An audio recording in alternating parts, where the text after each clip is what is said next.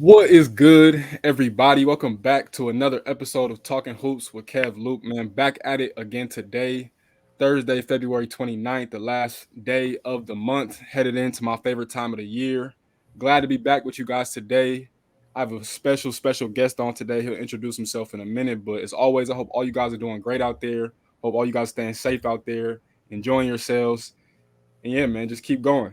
That's all I can say. But today, we're gonna talk some Michigan State basketball. It's been long awaited, long overdue, and I got my very special guest. Goes by the name of Tyler Bennett, straight from Lansing. Tyler, please introduce yourself to the people, man. Yeah, man. Thanks, Kev. Tyler Bennett, lifelong Spartan fan, born and raised here in Lansing. Now live in East Lansing. Yeah, you can find me on Twitter at ibennett.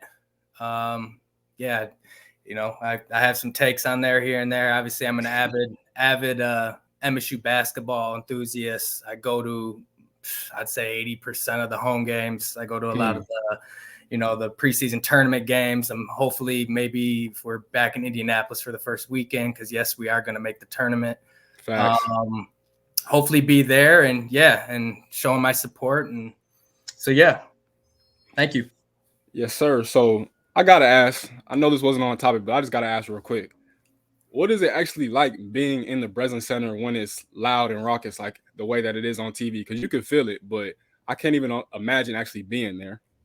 Yeah, so I'll go back to the Rutgers game this year, and I've been in the Breslin, I mean, millions of times, obviously. And when Steven Izzo got that and one at the end of the game, I want to say that's probably the loudest I've heard the Breslin.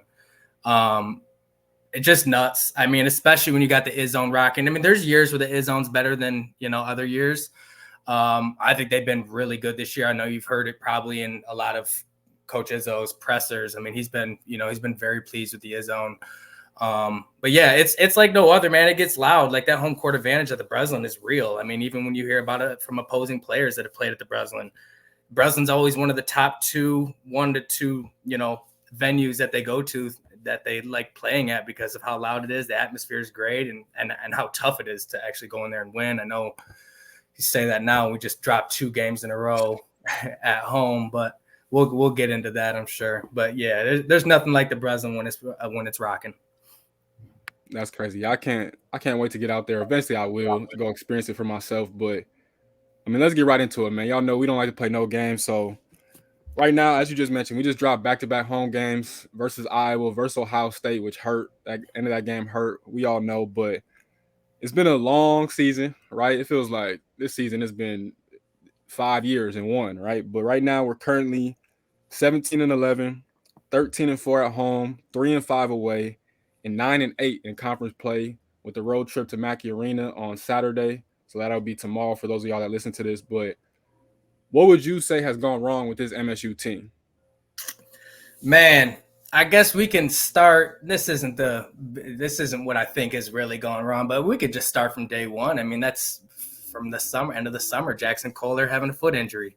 The infamous MSU preseason foot injury.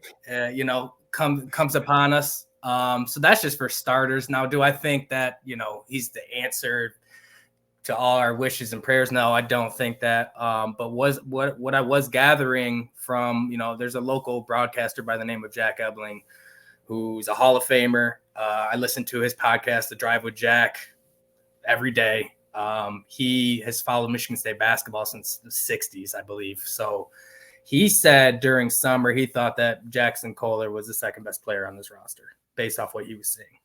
Kind of goes and coincides with how Jackson looked at the Moneyball Pro-Am. And I get it, it's the Moneyball, but usually the Moneyball is, that's a guards league, if anything. But Jackson lit it up. He played well. I mean, obviously there's no defense or anything, but I mean, he shot it well. So I really think the foot injury hurt him. I don't know if he would have started day one. I think he probably would have been starting by now. So that's just one thing. But bigger picture is just the inconsistencies. I mean, this team has just been so inconsistent. I think we were waiting, from last year. I mean, you saw what AJ did. I mean, he was all regional team in the NCAA tournament. you thought coming into this year, I mean, especially with the preseason noise he was making, he felt slighted, and you thought you were going to get that AJ consistently, and you just haven't. And I think you've said it, I've said it a lot. I mean, a lot of diehards have said it. I mean, he's the straw that stirs us. When he's going, you look at us against Illinois. I mean, he's going. I mean, we're tough. We are tough. So there was that. That's our head of the snake hasn't been consistent. And the point guard position is the most important position at Michigan State. Always has, always will be under Tom Izzo. So there's that. You look at a guy like Jaden Akins, you thought that the huge jump was coming. You look at what he's done so far. He's averaged one more point a game than he did last year. You thought you were going to see some more flashes with him with the ball, and he's had opportunities with the ball this year. I don't think he's been great, making plays. I think he struggles at the rim a little bit still. So, yeah, and then probably the number one, everybody knows of is just, the center spot. It just hasn't been great. I don't know if we have a legit starting Big Ten center on this roster, because even Jackson Kohler, if fully healthy, say he never has the injury, the guy's maybe 6'8", maybe. You see him standing next to Malik Hall. They're about the same height. Like, that's not a starting center. And then you combine that with his lack of athleticism. It's just tough. And then, you just don't have a low post presence down low. Defensively, I think we're okay down there. But offensively, we're just not. We're not there. And, I thought Jackson Kohler would have came along a little bit more, but I think the injury hurt him. And it's time to go small ball. Man, that's probably been my biggest thing, is that even when we go back to last year, right? The lineup that really won us that game versus Marquette was, of course, AJ, Tyson, Jaden, Malik, and Joey. And it's not necessarily a knock on Mahdi, or Jackson for that matter. He was a freshman last year, or excuse me, Carson either. They were freshmen last year. But with Mahdi, like, if we're just being honest, he never really played his freshman year, never really played his sophomore year. Last year, he had to play because he was the only big with experience on the roster. And he was solid. Of course, he gave us the games versus Gonzaga in Kentucky. And, yeah, he played better towards the end of the season, which we expect from all of our players. But, again, as you mentioned, when you don't have a low post threat, especially in the Big Ten of all conferences, it's like that's a major Achilles heel. And it forces our top four guys between AJ, Tyson, Jaden, and Malik to be good to damn near great every single game. If two of those guys at the minimum aren't having really good games, we're not going to stay in the game, right? Like, we need at least two of them. And so it's like it forced a lot of pressure on those guys. And to me, AJ is not really the guy that you want him to carry you. But as you mentioned, when he is on that type of time, we've seen him go toe-to-toe with the top point guards in the country. Jalen Pickett last year, Tyler Kolek last year, Marquise Noel.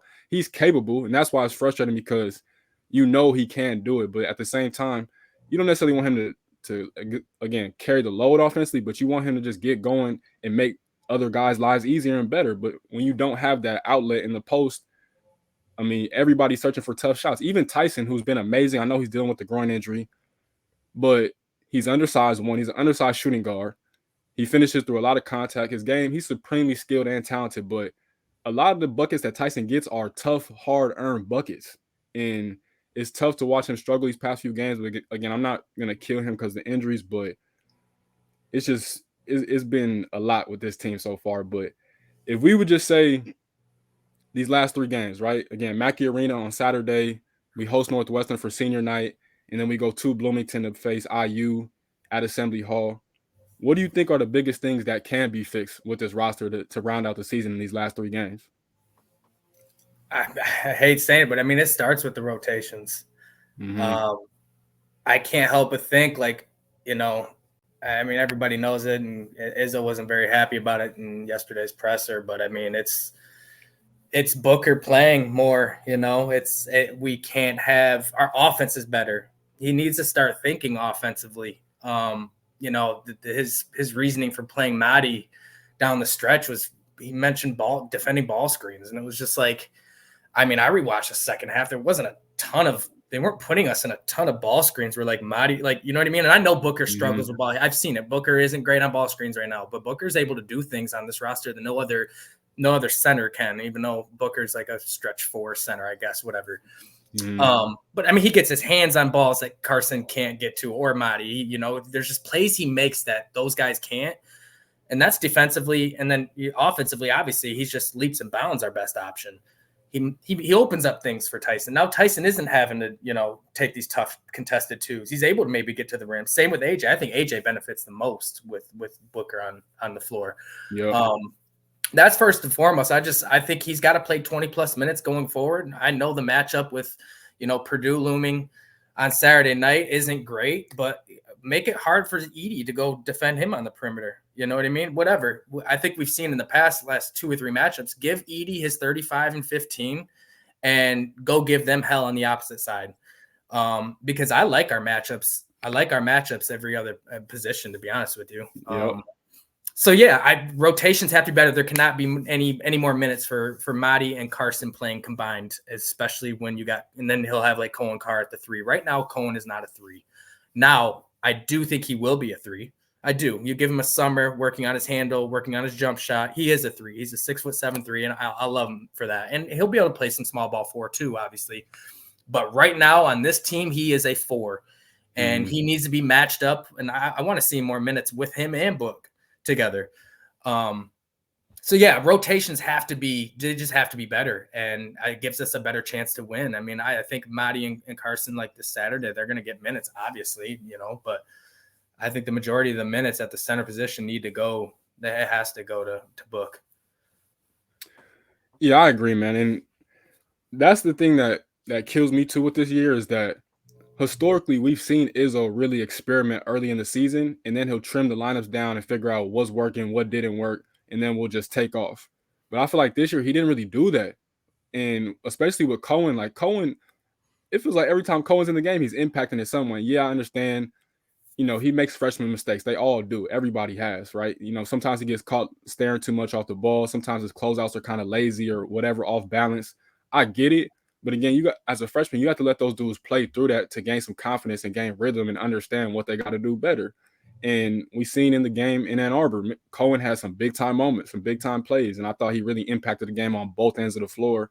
And so with that too, going back to the front court, and I want to preface this by saying I don't want people to think that we're just shredding the front court. They've got enough flack against them, right? But another thing too is they've struggled to rebound. Like historically, we know we've had bigs, not even just bigs, like 3s and 4s that get down there and secure rebounds. And when you can't do that, on top of you're already I think we're a good defensive team. But again, to close out defensive possessions, you got to be able to rebound. And that's one thing that's kind of killed me too. But we'll see how it works. I mean, I agree with you though. At Purdue, I love the matchups. Like AJ on Braden, Tyson and Fletcher, Malik and Trey Kaufman ran whoever. So I rewatched a lot of last year's game at Purdue where it got away from us. But we played pretty solid the first 10, 12 minutes of the game. There was times where they had Fletcher Lawyer on Malik. And I'm just going to say this right now. If that happens Saturday night, we need – and in general, I don't think we do a good enough job of getting Malik the rock. I mean, the Ohio State game is a perfect example. I mean, Malik had 9 shot attempts. Cannot happen, especially when nobody's hitting. He needs to be more emphasis, especially, I mean, in the half court, because he is your half court low post game. He is. Yep. I mean, that's just, it is what it is. And he makes things happen down there. Either he's getting fouled or he's getting to his little midi fadeaway and, he's making things happen. But so I do think a lot of this is like, some of it's fixable. Like, these issues in the half court are fixable. We need to play with more pace. You can play with pace in the half court. It's not just, it's not just in fast breaks. Obviously we want to get out and run and get in transition, but that also comes back to rebounding too. So if you're not doing a great job rebounding, you're not really able to get in transition a whole lot, but pace of the half court is essential. I mean, you look at the Ohio State game and it just feels like we're swinging the ball around. The next thing you know, there's 8 seconds left in the shot clock. And it's like, all right, AJ goes high ball screen or give it to Tyson, and Tyson just tries to go and make magic. And it's just like, how about we swing, get it to Malik early, or set something up for AJ at the block. I think me and you've talked about before. We love when AJ has it down there on the block. And I think he has, on Saturday night, I think that should be something, because I don't think the Lawyer or Braden can mess with him down low. I don't. So yeah, I mean, this team has versatility. I just don't think they're showing it enough. 100% agree. And I'm so glad that you hit on that AJ point too, because I talked about this with DK early in the season. Post AJ up, right? Instead of putting AJ in a whole bunch of different positions where he has to make a play, like you said, from the top of the three-pointer or on the wing, whatever the case may be, post him up. He is a big body. He is a mismatch. It's a reason when we play against the top wings, whether it's AJ Storr, Terrence Shannon, Cam Christie, AJ is guarding them for a reason, because he's a physical, big brute force. That's going back to Jaden Ivey a couple years ago. I mean, AJ did a hell of a job against Jaden Ivey. So yeah, no, couldn't agree more. And that's what I want to see, is it just make his life easier. He already does a lot. Like when I go back to that Illinois game, for instance, when we played them in Champaign, I know a lot of people were kind of disgusted that he put up a lot of shots, but that's kind of what I wanted at that point in time, especially because I think Tyson got like banged up for a second. He left the game. I'm not necessarily saying he has I think he took like 19 shots, something like that, maybe 20 shots. I'm not even saying he has to take that many, but put him in a position to where he can make reads on the floor closer to the rim. Like, stop trying to make him figure it out, especially because I thought eventually he would get that mid-range jumper down, but he just I feel like he takes it in the wrong scenarios too. But he does. It's definitely taken a step back from last year too, I think, man. I forget the stat I saw, but his mid-range right now, it's pretty bad. It's real bad. Unless it's his floater or something at the rim, like it's bad. I think there was a point where he was like 2 of his last 20 outside of floating, and it was bad. Yeah. And at the end of the day, I mean, basketball's simple. Your best players have to play, right? You said it earlier, like you can't have 2 out of your 4 core. It's got to be 3. It has to be 3. And I know Tyson's dealing with the groin injury, but bro, he's missing some open threes. I went back and looked. He is 9 of 26 from 3 in his last 6 games. So, and I mean, look at the open ones he missed against Ohio State. A couple of them that probably would have sealed the deal late in the second half. So yeah, it's a make or miss sport at the end of the day too. Like you've got 4 guys, when they're rolling, it's like, damn, watch out, this team can beat anybody, and we've showed it. I mean, what we did to Baylor, and I know that was back in December, and I don't think Baylor particularly played a good game, but it wouldn't have mattered if they did. That's how good we were that day. So you get a lot of the fan base that's really down on us, and I guess deservedly so. But I tend to look back at just some of the high moments of like the high level basketball that we've played, and I hang on to those, knowing that, the last 4 years, though they haven't been what they want, what we want as Michigan State fans, and that's not the standard finishing, 6th in the Big Ten. But you go back, those 4 teams after Cassius left have all been playing their best basketball in March. Every year. Yep. You go back, I know we lost, and that COVID where no fans were there, and Aaron Henry misses a box out against UCLA. We had that game. UCLA goes to the Final Four. You know what I mean? The next year, we beat Davidson. We go toe-to-toe with Duke. We're up 5 late in the game. We kind of had a little bit of control of that game. Paolo Banchero kind of happens. We lose, but we were playing our best basketball. Last year, playing our best basketball. I mean, going into overtime with Kansas State, arguably the best game in the tournament, of the year. And, right there to probably be favored to go to a Final Four if we get past them, I mean, Noel had a game. Ismail Massoud was hitting, shots from the logo. I mean, it is what it is, but we've been playing our best basketball in the tournament the last 4 years, regardless of how it looks right now. I do expect that to happen again. And I like our chances against a lot of teams when we're playing like that. And again, I'm so glad that you said that, because that's been my saving grace, right? Because people always talk, or now, since these past 2 games, people are talking about Izzo's got to get it together. Obviously, rightfully so, but Izzo is washed. He's old. We've heard all the stuff, right? But especially with that is the main saving grace, that we've played our best basketball in March. We went toe-to-toe with Paolo Banchero. We were right there in overtime versus Kansas State last year. We beat a tough Marquette team that's clear swept the Big East last year. And so when I see that, it frustrates me, because it's literally the little marginal things. And so I got to ask you about, I'd be remiss not to ask you about the portal stuff. because that's always going to be a major thing. And again, you look around the country, all the top teams have some type of major transfer portal addition. Cam Spencer left Rutgers. He's at UConn killing right now. LJ Cryer left Baylor. He's at Houston dominating. Dalton Connect has been Yeah. insane for Tennessee this year, right? Yeah. So again, people make it seem like Izzo hates it, but I always say even the guys that we missed on, obviously we got Tyson and Joey from there. It wasn't necessarily the same it is now to a certain extent and prevalent as it is now. But even the guys we missed on between Michael Parrish, who was in the national championship game last year, and Jalen Bridges, who I think is the most important player for Baylor, it shows me that they know how to identify talent. They're just not reeling it in. And so how do you feel about Izzo, I guess, lack of not wanting to use the transfer portal? Yeah, so I think this is a misconception too. I agree with you. It's not like Tom doesn't use it. There is just stipulating. This is just how Tom is. There's stipulations in order to, get a portal guy. I mean, the rumor was Michael Parrish demanded more minutes, and wanted more minutes and wanted a big role, and we just wouldn't give him that.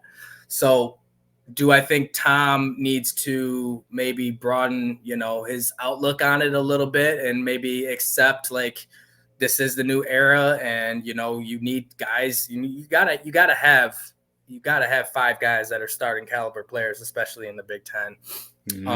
And if you don't have that at one spot, it's a killer. And, I think we've seen it in, over the last couple of years without, having a real legit big man. With that being said, I do expect Tom to go back into the portal, but it's got to make sense for him. He's not going to go take a guy who might have some attitude issues or personality issues. Like, it has to be the right fit. Joey was the right fit. We recruited him out of high school. We had that relationship already. Tyson, given, he was out East Coast kid, but, Tom did, everything on the back end to learn about him and find out about him and talk to his coach at Northeastern, and the fit was right. We needed another guard. So yeah, I do expect him to use it. He's never going to build a roster around the portal. Especially with the way we're recruiting right now, it's just not going to happen. And I typically like it that way too. I like the way he's did it. I think he could be more aggressive. I definitely think he could be more aggressive, but I love the way he does it. You're reeling in these top 10 classes, you're developing them, you got the family atmosphere, you got, the chemistry is good, and, you're building from the high school ranks. And I don't know, as a fan, you kind of just latch onto that. And I know it's not the new day and age is, you got to just make your team better whenever you can. And Tom, he's probably dropped the ball on that a couple times. He's probably had an opportunity to go nab up a center and just hasn't went after it. And, it's probably bit us, maybe not. You never know what could have happened. Did we beat Kansas State last year if we have a dominating big or a big that can, give you 10 and 7 on any nightly basis? Maybe not. I don't know. So I guess you never know. But I think going forward, he's going to dabble more, but it'll never be Kansas State of last year and what Jerome Tang has done. You know what I mean? It'll just never be that. And I don't want it like that, to be honest with you. I agree. And I think his philosophy is on point. But again, the reason he's made it this far, 20, however many years, 25, whatever, is because he's adjusted and adapted. And I think this current landscape of college athletics as a whole is something very new for all of us, right? It's something we've never seen before, including himself. And so I think it's going to be a great hurdle for him to leap over, but I don't think it's a gigantic hurdle, right? No. It's just about willing to, again, like you said, just go in and piece your roster together. Any holes that you see from your current guys, fix it. Figure out what's missing, what you need. And that was my thing too, right? I want to get your thoughts on this because we all talk about the front court. Obviously so. Nothing wrong with that. But at the same time, we haven't had a real wing, it feels like, since Max Christie. And I know that's only been 2 years, so I don't want to make it seem like it's super drastic. But I do think, as I already mentioned, AJ Storr, just in the Big Ten, AJ Storr, right? Illinois has Marcus Damas, Terrence Shannon, amongst others. I could keep going, right? It's wings everywhere that are important. I wish we can just get a 6'6" to 6'8" guy that could put the ball on the floor, score from all 3 levels, and defend. If you can just give me that, that's all I need. I don't need him to average double digits necessarily, but just be solid. Like, a Michael Parrish, I guess, or a Jalen Bridges, whatever. Yeah. So tell me what you think about that. Yeah, it's tough because we're playing the small 3-guard lineup. I mean, let's face it, we all know Jaden's not a wing. So it's tough. It's like, yeah, we need to get back to that. And I think Cohen Carr is that. I truly believe he could be a wing, a 3 in college basketball. Shooting mechanics are there. I do expect him to take a jump up next year with his shooting and the way he can put it on the deck. So yeah, we need to get back to that because I think rebounding it's hurt. Jaden is 6'3", and yes, he's athletic, but there's just so much more. I mean, he's probably 6'3", 190. There's just a difference between him and a Dalton Connect. The guy that's 6'6", 215, and go up there and go grab rebounds and and just do more than what Jaden is able to do. So yes, it's very important. But I'll say this: like, Jaden comes back next year, I don't see us grabbing a wing. I don't. I've heard. I don't know if it was DK or not, but it's nabbing a wing and a center in the portal. I just don't see us grabbing a wing at all if Jaden comes back. You got Jaden, you got Trey, you got Jeremy, you got Cohen Carr, you got Kurt Tang. Jace Richardson probably will carve out a little bit of a role. And I'm just naming the guards right now, not wings. But like that's a lot of guards / Garrett Norman. Like you really gonna go bring in a wing, a veteran wing? I don't see it. Maybe I'm wrong. I don't see us bringing in a wing. And now if Jaden leaves, yeah, maybe you bring in a wing to back up Cohen. I don't know. It's going to be an interesting offseason. I hate talking about the offseason because we're still here, and I still think this team can make a run. I truly do. But, you got to keep it moving. Obviously, the future matters. And so, yeah. But, yeah, that's my thoughts on the wing. It sucks Jaden's not 6'6". Then again, he probably wouldn't be here right now. Maybe he probably would have got drafted last year. Maybe. So we'll see. It's going to be interesting. He's got a decision to make. I do see him coming back though. I agree. And my only thing to that though is that they are recruiting Bryson Tucker, right? I don't know if they're gonna get him. He's an NBA player, no doubt about it in my mind, right? So we're competing with Kansas and I believe the G League. Yeah, so it's G League. It's like is that, but going into what you just said, the last question before we get out of here. What do you think of the future of the program? Because like you just said, I'll just say real quick, with Jeremy Fears at the helm, I truly believe he can lead us to a national championship. When he fully gets acclimated to college basketball, and again, I hate that he had the incident this year, set him back. But when he fully gets acclimated to college basketball, I firmly believe Jeremy Fears is the point guard to lead us to a national title. It's all about just filling in the right piece. And again, you have some of those pieces already on the roster. Between Cohen, between Xavier, between Jackson, right? So you have a solid nucleus. It's just about piecing it together like we just talked about. So what do you think of the future of our program as it stands right now? Futures talent-wise, recruiting-wise, you got to love it. It's the name. It's Jeremy Fears, right? A shame what happened over Christmas break. Dude's coming off of his best game probably of the year, had 10 assists, 1 turnover. This dude would have put more pressure on AJ, I think, throughout the year. And I can only imagine where Jeremy Fears would be right now. 100% he's playing. I don't see how he wouldn't be playing 15 minutes a game right now. I think it would have leveled up AJ's game. I really do. It's just a shame. I'm glad that the recovery's gone great. By all accounts, he's going to have a full spring and he's going to get after the summer. He's a gym rat. So with him at the helm, I sleep very well at night. Very, very well. He's probably, I've said it to a lot of my friends in the group chat when he was a junior, when he committed early and, we offered him super early. So I've been following him since damn near his sophomore year.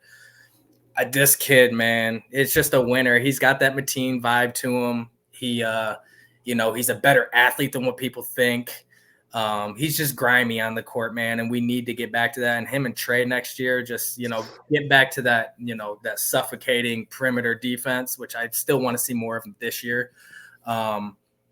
Yeah. So with that being said, with the way we're recruiting, the guys we're going to have probably coming back next year, I've always said this freshman class of this year was one of my favorites. They're all going to be sophomores next year. That's a problem. I love Garrick Norman. He's going to be putting on weight. Mm-hmm. He's got an edge to him. I think people, they're going to get to know Garrick Norman next year a little bit. I'm not saying he's going to start or anything, because he won't, but he's going to be a role player, and the guy can do more than just shoot threes. So with that said, yes, Izzo's, recruiting at a high level. I love some of the targets that we're looking at for 25. Jerry Easter. Yep. I want Trey McKinney. I don't know if that's going to happen, but I mean, I've heard some good things. I know he grew up a Michigan fan, but from what I've heard, that's not going to play a role into anything. Interesting, but we're not really, we need a big. Jesse McCullough coming in next year is not a bit. I mean, he's 6'9", but he's more of a stretch. He's got to put on weight, which he will. I'll be interested to see. He maybe red shirts. I don't know. So yeah, future looks good. We're recruiting at a high level. Tom is, he's on the trail harder than he's ever been. I've heard, discussions of, this guy doesn't care. Rico Beard. I don't know if you know who that is, but he's a local radio guy. Mm-hmm. He's saying Tom doesn't care. He doesn't have that fire anymore. I don't know what he's talking about. It's crazy to think. Malik Hall and Carson Cooper were on the Spiral show last night, and yeah, they pretty much downplayed all that. Like, no, this dude still has all the fire in him burning still. I mean, let's face it, Tom wants number 2. Okay. Yep. I still think it's going to happen. He's still got a lot of years left. Future looks good, but Tom needs to embrace the portal a little bit more. I think that's the only hurdle, like you said. I think if he embraces the portal a little bit more, yeah, I think we'll be fine. I mean, NIL's there. I mean, the tradition's there. The guys are going to be there next year. I mean, yeah, no, I like where the future's at, but he does need to embrace the portal a little bit more. Yeah, man. And last one real quick. With these last 3 games, what would you say will make you firmly comfortable? Because I do think we're going to make the tournament. For some reason, even though the numbers are what they are, like, they favor us heavily. I don't know why, but analytics love us. Yeah, for the first time in forever. Yeah, I guess it's because our non-conference really helps us out. But I've been saying we need to go 2-1 in these last 3 games. Obviously, winning at Purdue is a tough task. Not impossible, but tough task. I just want to see them fight in that game. Just give me a fight, bro. Don't fold. Just give me a fight. That's all I ask. Yep. And then, of course, Boo Booey, we all know, has been a Spartan killer. He comes into town. They're playing well right now, too. They're just kind of plugging and playing without Ty Berry. Martinelli's been balling for them. So that's not going to be easy on senior day, but it's senior day. And last time Tyson, Malik, and AJ will be there to play. And I think they beat us 4 in a row now or something. We got to get Boo Booey out of there. So we got to take care of business at home. And if you're coming off an L after Purdue, like, that's the most must win of the year. Yeah. But yeah, I see us going, 2-1. I think most prognosticators have us at like a 9 seed right now. So we'll see. We go 2-1. Maybe we go get a couple in the Big Ten tournament. Maybe we get a rematch at like a Wisconsin or something, because I wouldn't mind that right now, the way that they're playing. Mm-hmm. If we go get 2 wins in the Big Ten tournament, maybe we sneak to a 7 seed or something. And, I'll take that. Let's get it, because I'll play a mid-major team that's won 25 games in the first game of the tournament. Fine. And then give me another 2 seed. Okay. Give me let's run it back, Marquette, I guess. You know what I mean? Or, I wouldn't mind seeing Arizona again. Like, hell yeah. That's my thing too. It's just, if you get in the tournament, you have a chance. It's different now. It's different now. Like, seeding has never meant less than it has now. Like, back in the day, like, man, if you were an 8 seed, man, you were done after that second game pretty much. Yep. Nowadays, man, with the portal and everything, and like, no, man, like a 7, like us as a 7 seed is going to be a problem. I can promise you that. It's the lucky number. 2015, that's what it was. So yep. Simple as that, man. But, man, I appreciate you so much. This was a great conversation. Can't wait for people to hear this. We definitely have to do it again. Sir. Please plug your Twitter one more time for the people out there to go follow you. Yeah, at Bennett. Yeah, holler at me. Follow me. I'll follow back. Big Spartan guy. Let's get it. 3 games in a row. Let's go fight, like you said, Saturday night. make some shots, and I think it can be a game. I really do. I know it's been 10 years, but hey, streaks are meant to be broken, right? So Facts. yeah, let's get it, man. Go green. Yes, sir, man. Again, that's Tyler Bennett. As always, it's been another episode of Talking Hoops with Kev Luke. Please like, comment, subscribe, rate, review, and share, and all those other great things. I appreciate y'all for tapping in. Y'all stay easy out there. Stay blessed. Enjoy your March, and I will talk to you guys soon. Peace.